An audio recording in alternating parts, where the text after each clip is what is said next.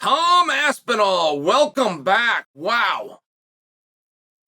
It really is a wow moment. This was a particularly difficult position that Tom was put in. Allow me to compare it to what Jon Jones just did. And I know there's some problems with a direct comparison, but that's a name that you will recognize. And my example will hold up in this regard. One of the things that made Jon's return so incredible is the environment that he walked into. He walked into a 5-round main event situation after being removed from the sport for a meaningful amount of time. Now, Tom's wasn't as long as Jon's. In fact, it was about a third of as long as Jon's, but he did return in his hometown. He did return into a very difficult match with a very difficult opponent.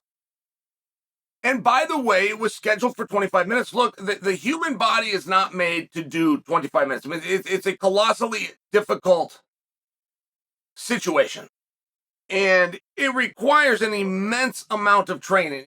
Not an 8-week camp and not a 10-week camp like you hear these lazy guys talk about. It's a life's work to then be able to go out there and defend yourself at all times in a 25-minute atmosphere. And I just bring that to you because I don't imagine that he could have held up. And I would imagine, you have to understand, a combat athlete's greatest fear prior to the match is not losing. His greatest fear is exhaustion. The greatest thing that an athlete will worry about, it's not the left and the right hand of his opponent. It's that he will reach a level of fatigue where he can't finish the match. Or he'll have to just curl up and get TKO'd. That'll be on his feet and he's just getting picked apart. I mean, things like this is what really goes through an athlete's mind. I don't believe that Tom would have been an exception. I think that's a hard thing to walk into, but this is still the placement, right? This is still the opportunity. This is the one and only way that he can get his position back.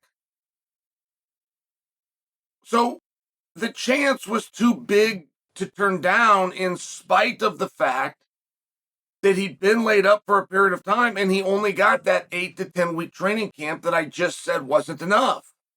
It really was a very incredible thing that he walked out there and did. And it's one of the reasons that Jon got so much acclaim. Man, he put the guy away in the very first round. Yeah, they had a belt up and different things like that. But how do you come back and look better than before you left? It's just not how the human body works.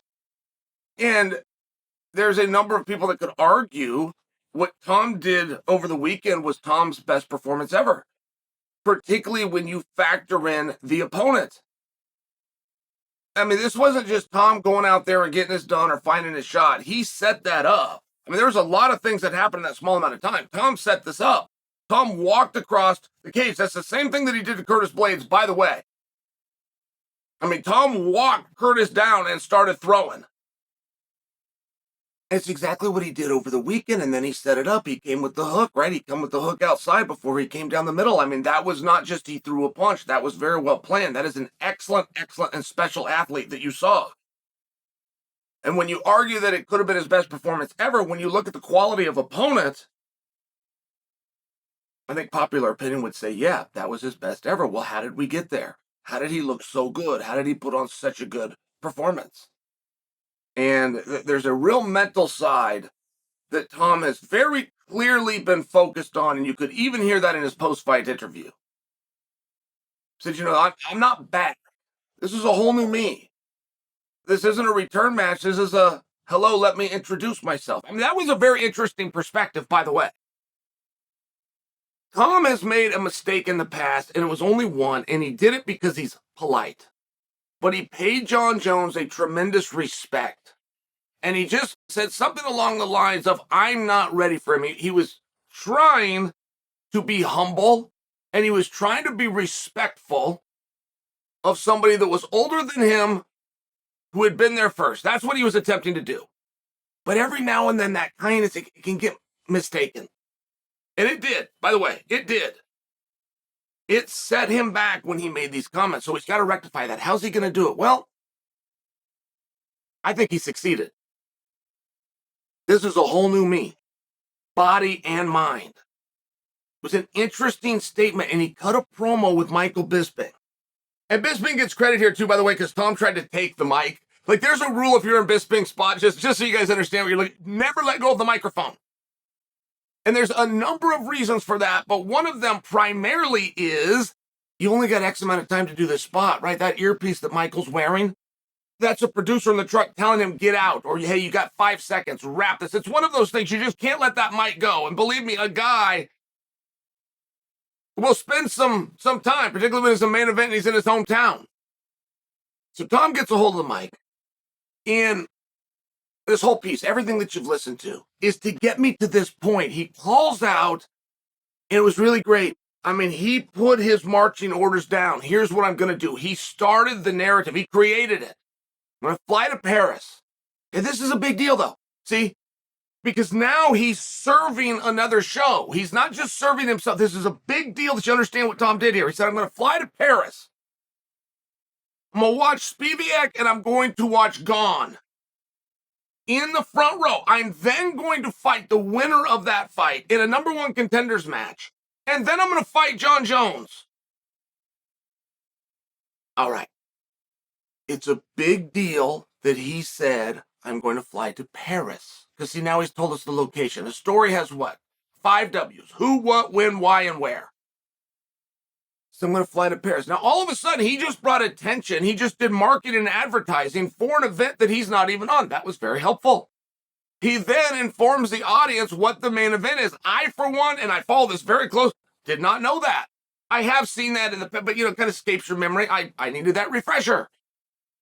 I also don't know what Spivac and Gone are fighting for. I don't know what that's about. I get it's competition, you want to win, but when you're in a main event, it has to be about something. What in the hell are you guys fighting for? It can't just be because your name came up and your name came up. Sometimes it is that, but it can't be. It's a mistake when that happens. We're not there anymore. Tom just gave that match purpose. But do you understand how important this is? Because if that wasn't the plan, it is now. It is now. Do you know how helpful it was that Tom did for a different event, for different people? I mean, do you understand all the politics and bureaucracy, the marketing that is involved with that? Nobody else is doing that for you, which is why you go, okay, and you help them out in return. Now, for me, I got to tell you, I was surprised that there is not a scenario, just so you're, I'm not confident that Tom found the right players. And Michael Bisping quickly co-signed this. Michael Bisping was on a bit of a high. You know, they were in England and the crowd loves him and the event was coming to an end and he had some really great moments. He was on a bit of a high, but as that show faded to black and rolled the credits, Bisping co-signed what Tom said. He didn't say, hey, I think that's a good idea for number one contender. Bisping came out and said, that will make you the number one contender. Whoever wins between Spivac and Gone fights Tom. The winner fights Jon Jones. That's it. I mean, he said it with a great clarity. And he wasn't quite in a position to give the clarity. And the only reason I push back, guys, Sergey Pavlovich is the guy. Look, there's not a scenario, just so you understand, there is not a scenario where Ciryl Gane returns to a title fight with Jon Jones. Ciryl Gane could go stop this Spivac guy in 5 seconds and then go stop Tom in 5 seconds, which would just be amazing. They're not putting him in with Jon Jones, right? So I'm just not positive that you've identified the right guys. I believe that Sergey is already the top guy. I believe if anything is to happen to Stipe Miocic, just by example, before New York, we've already got the guy. It's Sergey Pavlovich. That's what I think. I also think you could bypass the trip to Paris, go straight into Sergey Pavlovich, and become the number one contender. That's what I think. So it surprised me. Because see, nobody can agree to it at this point. Nobody can agree to what Tom did, and Tom really set the table very beautifully. I mean, this was his finest work on the mic, easily, ever. But nobody can agree to it in a position of power because now, of the 3 guys you have, you're now putting Gane in that position. They are not putting Ciryl back into a title fight with Jon Jones. So you find yourself in a little bit of a tough spot because of that 3-way. Why I think that Tom would come out on top. Ciryl could come out on top. So could Spivac. Quite frankly, they're all very good guys. It would just seem that Sergey Pavlich, I believe his record's like 29-1 or 30-1. It's something crazy. The last 6 guys all got finished and all got finished in the first round. I'm not confident that the right match has been identified. Now, we're splitting hairs there, by the way. Why I tell you I'm not confident it has been identified? I'm not confident telling you it hasn't been identified. I'm not confident that Tom didn't just change the entire story. Which, by the way, Sergey Pavlich did not insert himself in. For reasons that I do not know, Sergey Pavlich let that ride. I'm over here speaking up on his behalf. He should have already been speaking up on his behalf, and he didn't do it. That's how these things happen. It was an interesting week, and it was an interesting call-out. I don't know that the math necessarily works. But as far as the story being told, and Sergey being the only one that could tell a different one and elected to keep his mouth shut, see what happens.